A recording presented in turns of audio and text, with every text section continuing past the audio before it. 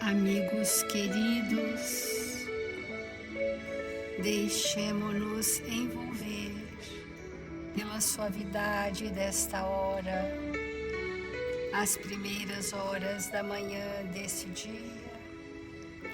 Estamos reunidos em torno de verdades de vida eterna, buscando a luz da verdade para clarear os nossos pensamentos, iluminar a nossa consciência, fortalecer a vontade e sermos espíritos dedicados ao bem constante. Amado Mestre Jesus, em seu nome aqui estamos, sentindo-te a presença manifestada em todos os mensageiros do seu amor na terra, esses abnegados servidores que vieram derramar sobre nós as infinitas bênçãos do amor de Deus. Quanto somos felizes, Senhor, por tudo que a vida nos reserva, pelos momentos felizes em que somos contemplados pela alegria e pelo amor, mas pelos momentos menos felizes, Senhor, onde somos convidados aos testemunhos de fé e às experiências de amor. Ensina-nos, Mestre, a servir incondicionalmente a todos aqueles a nós confiados pelos laços sagrados da fraternidade legítima. Que a nossa existência na Terra seja pautada no exercício do bem constante, do trabalho incessante, para que possamos nos ajustar às sábias leis de Deus. Assim iniciamos as reflexões desta manhã sob a tutela dos seus mensageiros. Obrigada, Senhor. Obrigada, amigos. E que assim seja.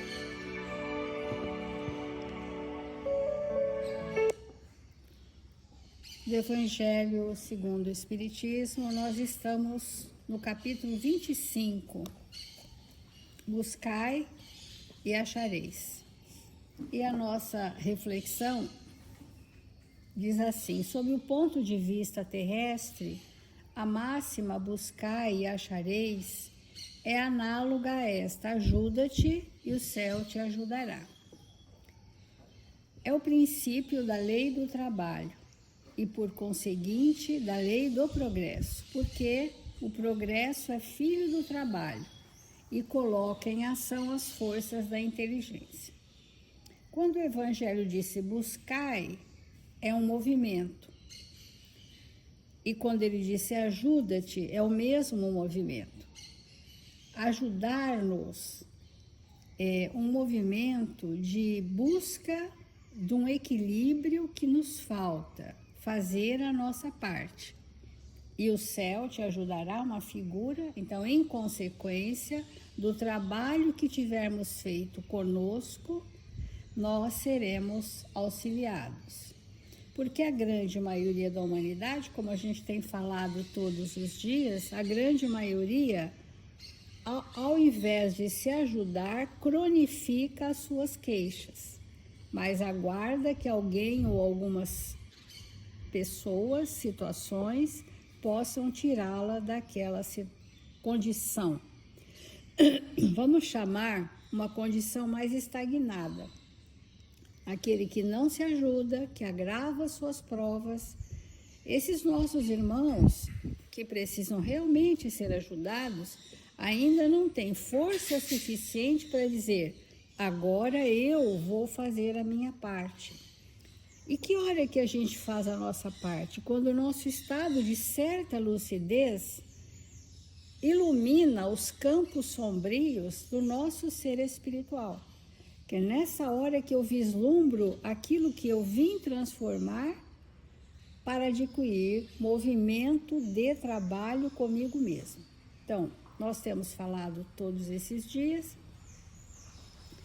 que esse capítulo é ligado à lei do trabalho. Então, o trabalho é uma lei, Se eu estou trabalhando no bem, eu estou na lei. Se eu não estou trabalhando no bem, eu estou fora da lei. Simples assim. O progresso é uma lei. Se eu não tenho um movimento ascensional de progresso, eu estou fora da lei. Mas a lei do progresso, ela só se estabelece em nós muito tempo depois do trabalho ter se estabelecido como sendo um hábito. O trabalho, mesmo no descanso, como ontem nós falamos, mesmo no descanso nós precisamos ter hábitos saudáveis para o refazimento, para a recuperação das nossas energias. E quanto mais o espírito é laboroso, menos tempo ele usa para a inércia do descanso. Ele descansa num tempo que é relativo à condição dele. Vamos nos lembrar que no mundo espiritual, nas expedições socorristas, depois de um tempo que estavam em trabalhos intensos no socorro às pessoas muito enfermas, o instrutor espiritual convidava o grupo para se refazer. E esse refazimento era na natureza, e eles então se aproximavam de um ambiente de viva natureza, e ali eles absorviam aquelas emanações fluídicas da natureza, o néctar das flores, os aromas dos frutos, das folhagens, eles absorviam, se recuperavam, estavam prontos a continuar. E às vezes o nosso trabalho no bem, ele não é efetivo e, portanto, o nosso cansaço fica maior, porque a troca energética, ela é muito incipiente. Então, as pessoas sentem mais cansaço, mais dores, mais indolência, mais desânimo, por conta de que aquela movimentação energética para o bem não está suficiente. Para o bem, quando eu digo, é servir o próximo, né? Na caridade. E isso é que faz a saúde, a vitalidade do espírito pela lei do trabalho. E por que a lei do trabalho vem primeiro? Porque sem recursos eu não chego ao progresso. Por quê? Nesse item que a gente fala todos os dias, na infância da humanidade, o ser humano não aplica sua inteligência senão à procura de sua alimentação, dos meios de preservar das intempéries e de se defender dos seus inimigos. Isso na infância da humanidade. Nós queremos não estar mais na infância da humanidade, mas será que os nossos hábitos em relação ao progresso ainda são os mesmos? Temos falado sobre isso. Então, olha, o homem, ser humano, tem aplicado a inteligência para prover a sua prole, para se preservar das intempéries e defender-se dos inimigos. E uma grande maioria da humanidade está nesse patamar, vive para isso, com requintes de conforto, com requintes outros, mas a essência daquela vida é aquela. Mas essas pessoas têm as suas religiões, frequentam os seus cultos religiosos, mas esse padrão não foi mudado ainda. Então, chega um momento em que nós necessitamos de algo a mais. E aí o Evangelho diz: Deus lhe deu a mais do que ao animal o desejo incessante do melhor. Então, todos nós trazemos em nós o desejo incessante, ininterrupto do melhor, do avançar, do progresso. E isso é muito importante. Quando a gente está estagnado na evolução, esse desejo incessante do progresso, do melhor, também estagna. Então a gente entra naquele patamar raso de fazer por fazer, de viver por viver, de sobreviver tão somente. Existe, mas não vive. Então, muitos dos nossos irmãos em humanidade estão existindo sem viver a real vida. E é esse desejo do melhor que o impele à procura dos meios de melhorar sua posição, que vai conduzi-lo a descobertas. Aí vem a parte da inteligência, usar a inteligência para o progresso, a procura de meios de melhorar a sua posição. Aí vem as grandes descobertas científicas, os grandes avanços tecnológicos. Então o espírito já está num progresso, porque todo o bem que ele está aprendendo a fazer é um bem para todos. Mas, então veja, sai da fase só da sobrevivência requintada de conforto, vai para a fase, isso várias reencarnações, vai para a fase da ampliação da inteligência no mundo em que vivemos, com as grandes contribuições de avanço das ciências em geral, da sociedade, não só da ciência, da sociedade, do meio de relacionamento, de uma ética social, ele vai ampliando. Aí chega em outro patamar de insatisfação, porque só isso não basta. Vejam a escalada que nós temos que fazer. Aí chega um momento que ele tem uma ânsia da vida eterna, da imortalidade da alma, de compreender-se nesse universo, de olhar para o firmamento e perceber que não é possível uma terra tão minúscula e acanhada ser o centro do mundo onde só aqui existem espíritos.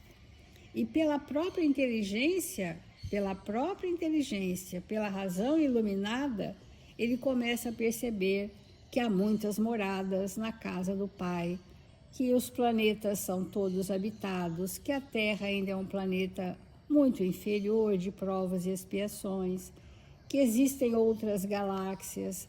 Ele amplia o seu conceito de vida e começa a dar um outro significado para a sua evolução. Isso não se faz sem hábitos, porque sem novos hábitos são aquelas ações repetitivas, intensas, contínuas, que vão incorporando em nós novas posturas, novos valores, novas formas de relacionamento. E é o hábito, os novos hábitos incorporados na nossa personalidade que vão nos dar a ação transformadora. Como que a gente se transforma?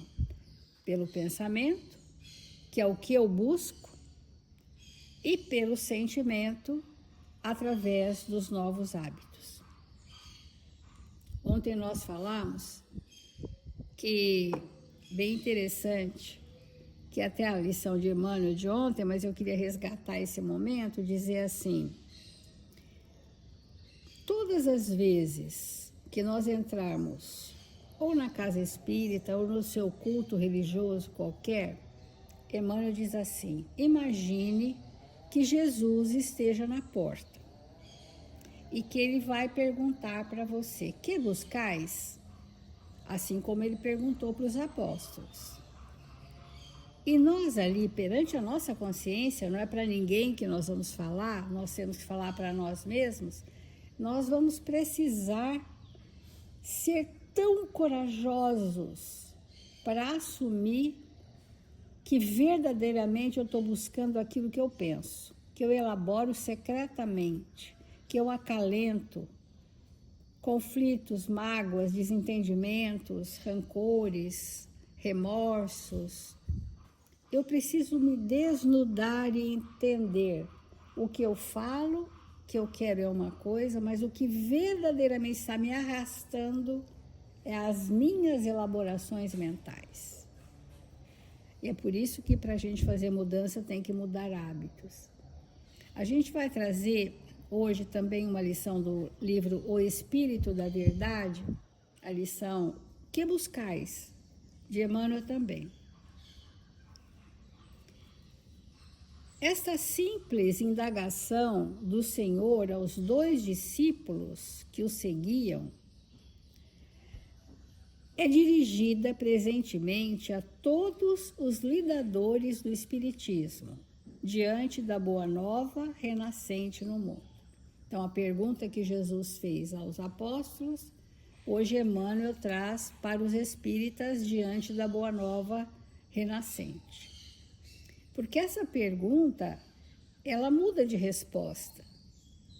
Às vezes eu estou num ambiente, numa circunstância, que eu elaboro coisas que eu vou atrair, eu estou buscando, mas eu preciso tomar consciência disso e mudar o roteiro. E Emmanuel vai trazer para nós, então, o que nós deveríamos buscar verdadeiramente. Nós temos falado do que buscamos.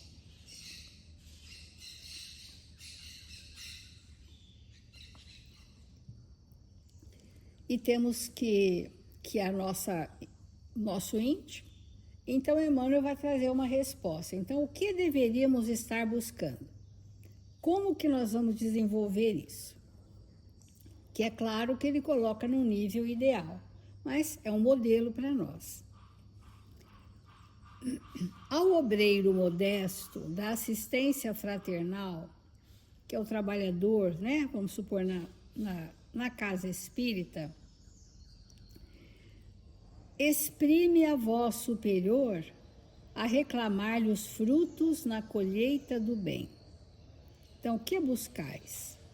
A colheita do bem.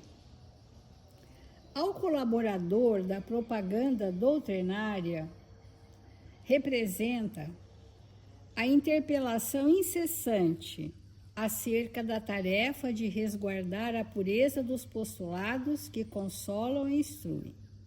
Então, o que devemos fazer quando estamos na posição do colaborador da divulgação doutrinária? Resguardar a pureza doutrinária, que consola e instrui. Ao orientador das assembleias de nossa fé, é a pergunta judiciosa quanto à qualidade do esforço no cumprimento dos deveres que lhe competem. Então, vejam como Emmanuel vai colocando a seriedade do que precisamos buscar. Qualidade do esforço no cumprimento dos deveres. Porque para esse fazer acontecer de forma adequada, seja o obreiro modesto, o colaborador da divulgação doutrinária, o orientador das assembleias de nossa fé, ao servidor da evangelização infantil, é necessário que nós tenhamos uma postura de buscar uma coerência dentro das tarefas que nos são outorgadas.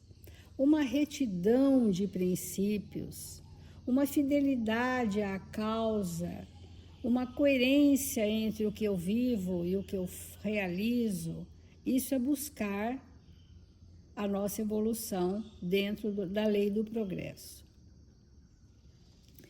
Então, surge a interrogação do Divino Mestre: que buscais?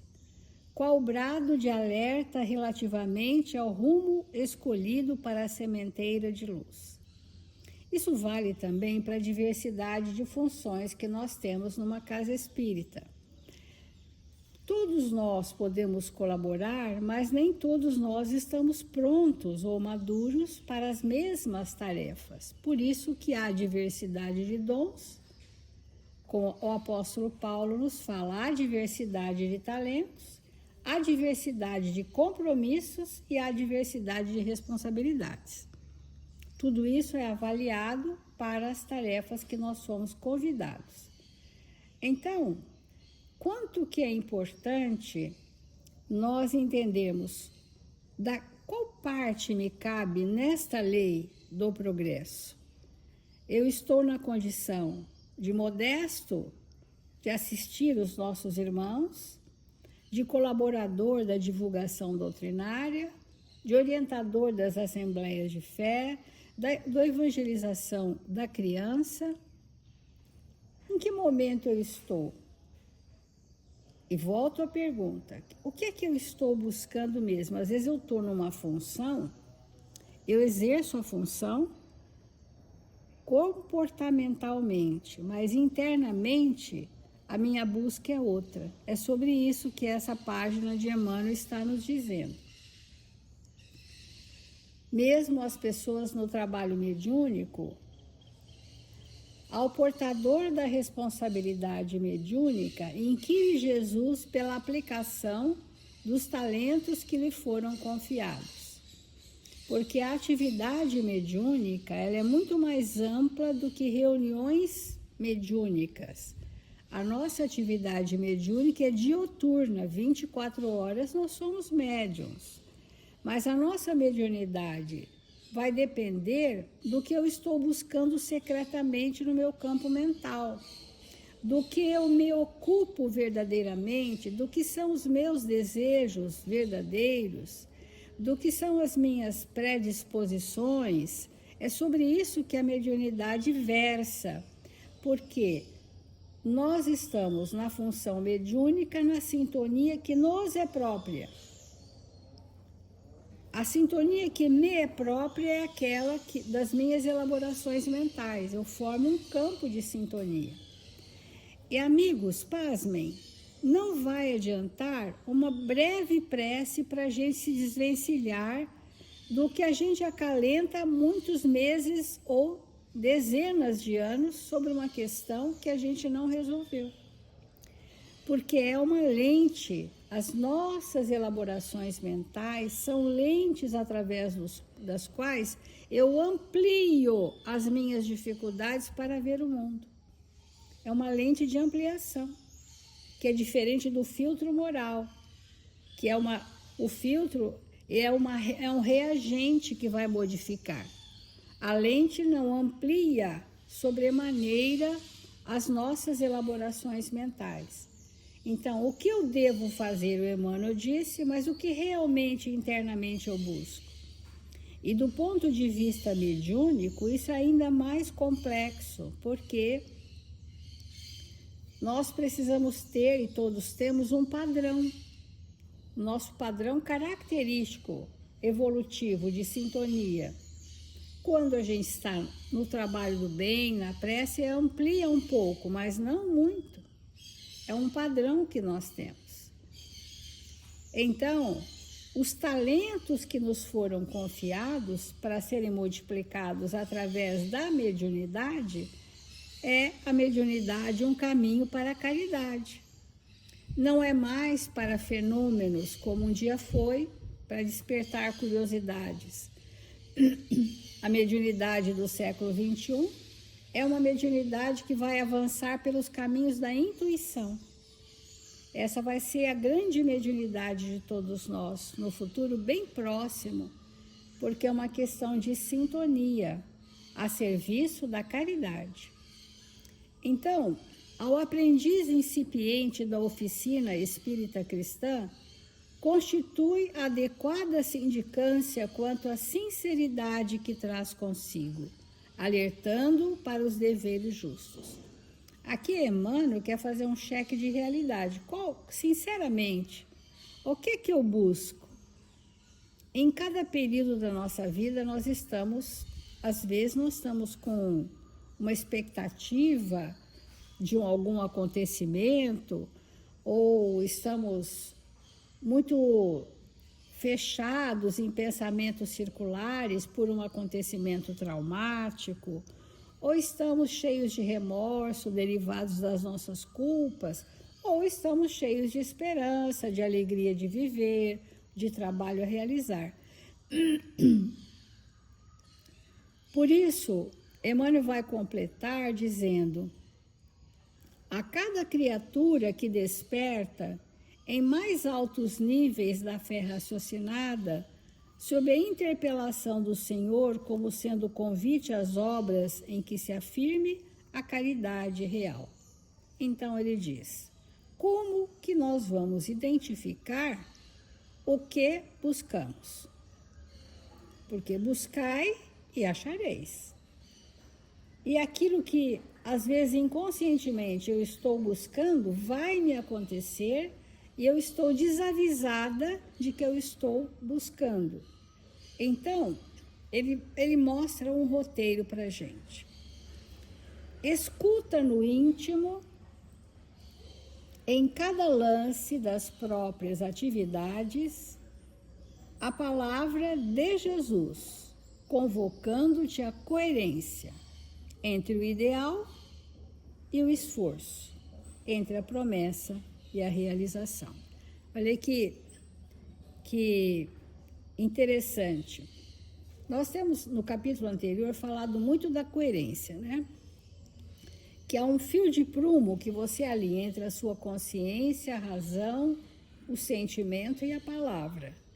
E o comportamento. Tudo transparente. O que eu penso é o que eu falo, é o que eu sinto, é o que eu vivo com você e com todos.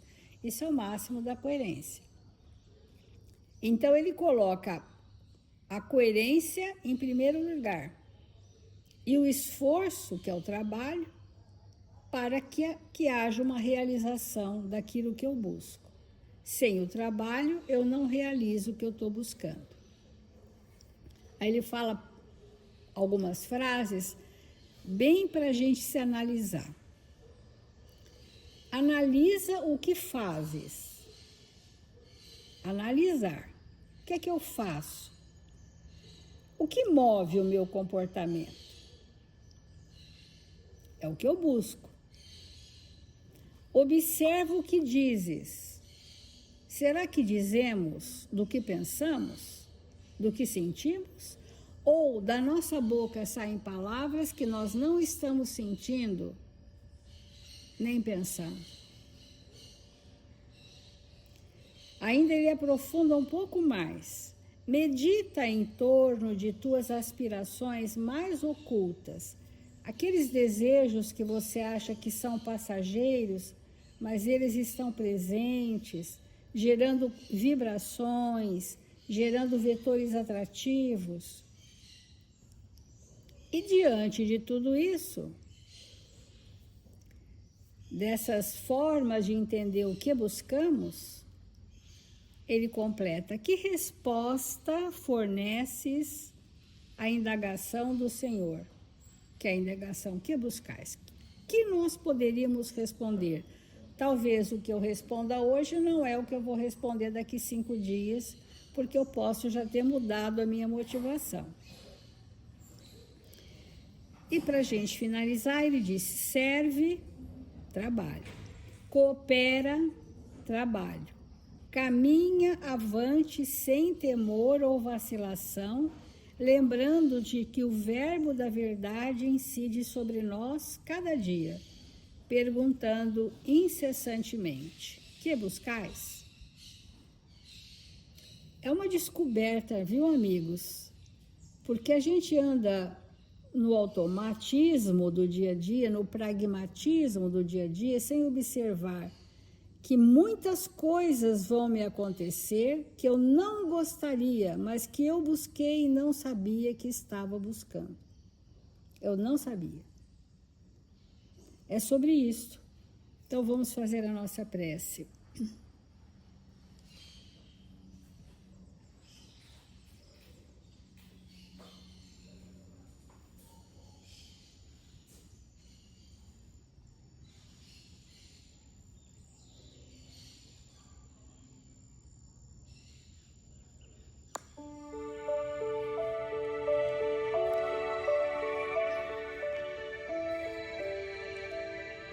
Amado Mestre Jesus,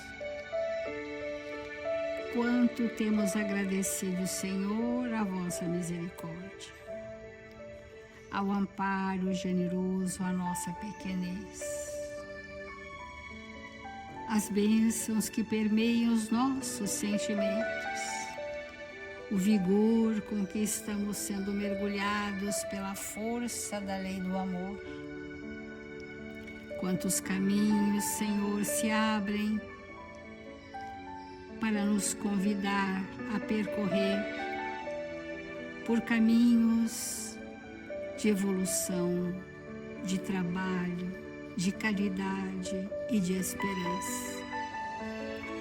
Que tenhamos as mãos operosas, tanto quanto operosos serão os nossos pensamentos. Que os nossos passos sejam resolutos pelo caminho da verdade e da vida do Espírito. que os nossos irmãos em humanidade sejam acobertados pela vossa misericórdia. Onde quer que haja dor, sofrimento, desesperança, possam haver corações misericordiosos trabalhando e servindo em seu nome.